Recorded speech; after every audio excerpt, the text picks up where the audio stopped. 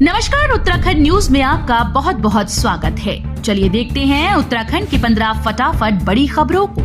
इससे पहले आप न्यूज को कहां से देख रहे हैं, कमेंट में बताना बिल्कुल न भूलें।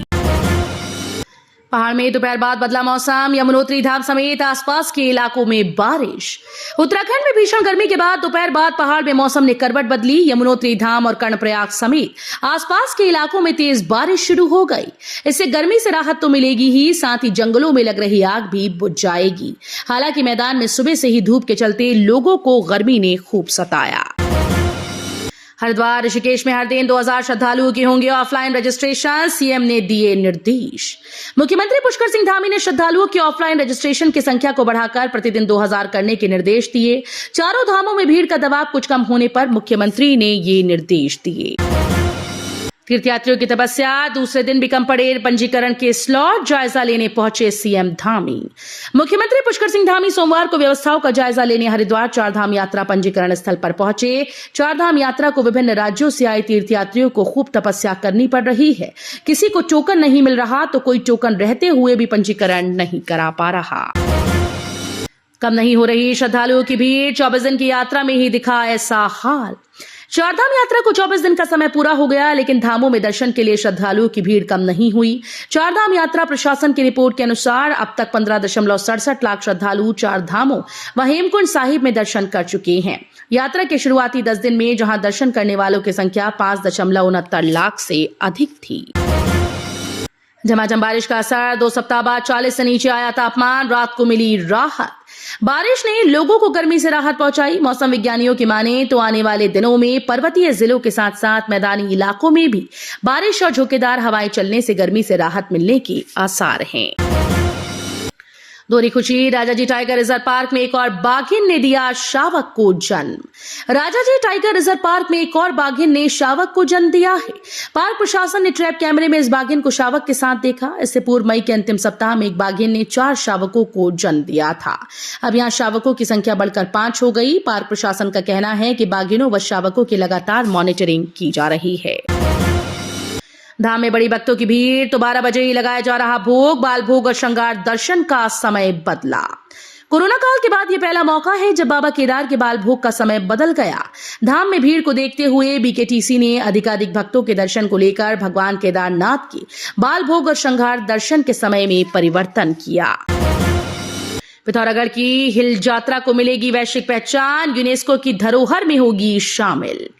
देश और प्रदेश में विशिष्ट पहचान रखने वाली पिथौरागढ़ की हिल यात्रा को यूनेस्को की धरोहर में शामिल कराने की कोशिश शुरू हुई।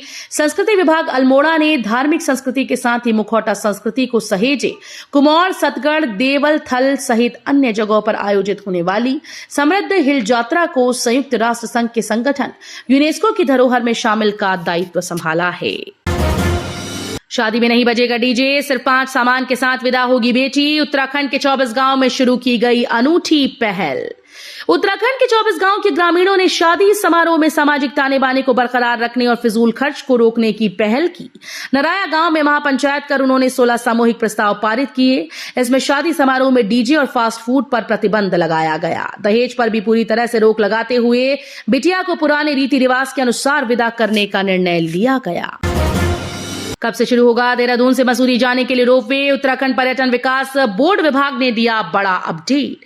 पर्यटकों को रोपवे से मसूरी जाने के लिए अभी करीब 2.5 साल से अधिक इंतजार करना होगा। दून मसूरी रोपवे के लोअर टर्मिनल स्टेशन का निर्माण पूरा हो गया, जबकि अभी अपर टर्मिनल स्टेशन, टावर पार्किंग और सेंट्रल प्लाजा सहित अन्य निर्माण होने शेष हैं। इस रोपवे की कुल लंबाई 5.3 किलोमीटर होगी। पर्यावरण को लेकर सस्टेनेबल प्रैक्टिस वर्कशॉप का आयोजन। ग्रीन पेंसिल फाउंडेशन और जागरण कनेक्ट के कार्यक्रम से जुड़े 200 विद्यार्थी। नेशनल क्राफ्ट म्यूजियम और हस्तकला अकेडमी ने हाल ही में COHAS इको फेस्ट के हिस्से के रूप में सस्टेनेबल प्रैक्टिस पर ट्रांसफॉर्मेटिव वर्कशॉप होस्ट किया।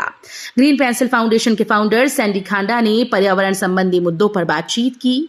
दरअसल भीषण गर्मी का दौर चल रहा है और दिल्ली, यूपी समेत कई राज्यों में हीट वेव का अलर्ट जारी है।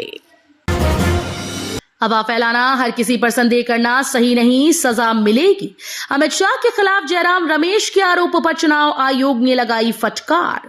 मुख्य चुनाव आयुक्त राजीव कुमार ने सोमवार को कहा कि अफवाह फैलाना और हर किसी पर संदेह करना सही नहीं होता। क्या कोई उन सभी को जिला मजिस्ट्रेट रिटर्निंग अधिकारी प्रभावित कर सकता है? क्या कोई 500-600 लोगों को प्रभावित कर सकता है? हमें बताएं कि ये किसने किया। हम उस व्यक्ति को दंडित करेंगे जिसने ऐसा किया है।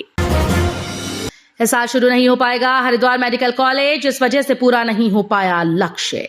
हरिद्वार जिले के जगजीतपुर में निर्मित राजकीय मेडिकल कॉलेज में इस साल एमबीबीएस कोर्स शुरू होने की संभावना कम दिखाई दे रही है। मेडिकल कॉलेज में प्रोफेसर, नर्सिंग और अन्य स्टाफ की तैनाती नहीं हो पाई है। चुनावी नतीजों से पहले पीएम का देशवासियों के नाम संदेश। मोदी ने कन्याकुमारी में ध्यान साधना के अनुभव किए साझा। लोकसभा चुनाव के नतीजे आए उससे पहले पीएम मोदी ने देशवासियों के नाम लेख साझा किए। वोटिंग के अंतिम चरण से पहले पीएम कन्याकुमारी में 3 दिवसीय आध्यात्मिक यात्रा पर गए थे, जहां उन्होंने ध्यान साधना की। वो 2 जून को दिल्ली लौटे और इसी दौरान उन्होंने अपने ध्यान से जुड़े अनुभवों को लेख के माध्यम से बताया। पीक पर ब्याज दरें, पंजाब नेशनल बैंक के एमडी ने बताया, कब तक है राहत मिलने की उम्मीद। नीतिगत ब्याज दरों को निर्धारित करने वाली आरबीआई की मौद्रिक नीति समिति की बैठक 5 जून को शुरू होने वाली है। बैठक में ब्याज दरों पर क्या फैसला लिया गया, इसका ऐलान 7 जून को किया जाएगा। इस बीच पीएनबी के एमडी का कहना है कि ब्याज दरें चरम पर पहुंच गईं। उन्होंने अपना अनुमान भी बताया कि ब्याज दरें कब तक कम हो सकती हैं। तो ये थी उत्तराखंड की 15 बड़ी खबरें। रोजाना ऐसे ही सबसे पहले अपडेट पाने के लिए चैनल को सब्सक्राइब करना बिल्कुल ना भूलें। साथ ही वीडियो को लाइक भी कर दें। धन्यवाद।